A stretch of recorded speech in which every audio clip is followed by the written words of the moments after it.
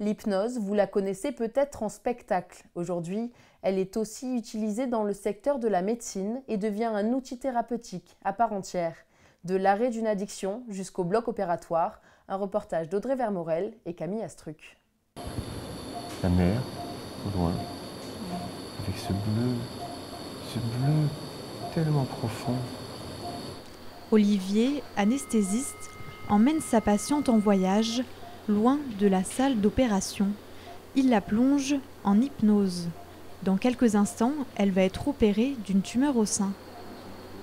Il faut, quand on fait de l'hypnose pour des techniques chirurgicales comme ça, il faut réussir à trouver le canal, ce qu'on appelle le canal sensoriel des patients, c'est-à-dire est-ce qu'ils sont plutôt visuels, olfactifs, on appelle kinesthésique, c'est la sensibilité au niveau de la peau, et une fois qu'on a trouvé le canal sensitif, on essaie de travailler là-dessus.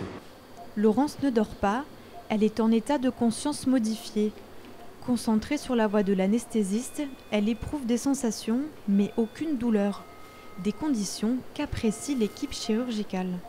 Ça paraît bizarre, mais j'ai vraiment l'impression que j'opère quelqu'un de vivant et que j'opère la patiente avec elle, qu'elle est avec moi pour son opération. La patiente m'aide à l'opérer. Vous pourrez ouvrir grand les yeux, très grand les yeux, voilà. Respirez fort. Après 40 minutes d'opération sous hypnose, la patiente est ramenée à la réalité. À son réveil, les souvenirs sont encore bien présents. Je suis toujours restée consciente, j'ai fermé les yeux, parce que je ne voulais pas voir, mais par contre j'ai toujours écouté des deux oreilles. Sous hypnose et sans anesthésie générale, aucun effet secondaire. 2 heures après l'opération, Laurence a pu quitter l'hôpital. Voilà, installez-vous. Voilà, vous respirez tranquillement, confortablement installé. L'hypnose peut aussi soulager certains maux psychologiques ou physiques. Stress, anxiété ou troubles du comportement, le champ de l'hypnothérapie est vaste.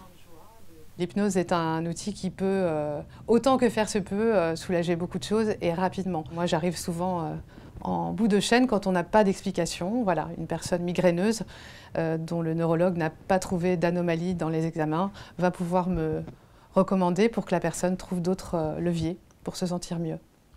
L'hypnose est une discipline reconnue médicalement. De plus en plus de professionnels se forment désormais à cette méthode.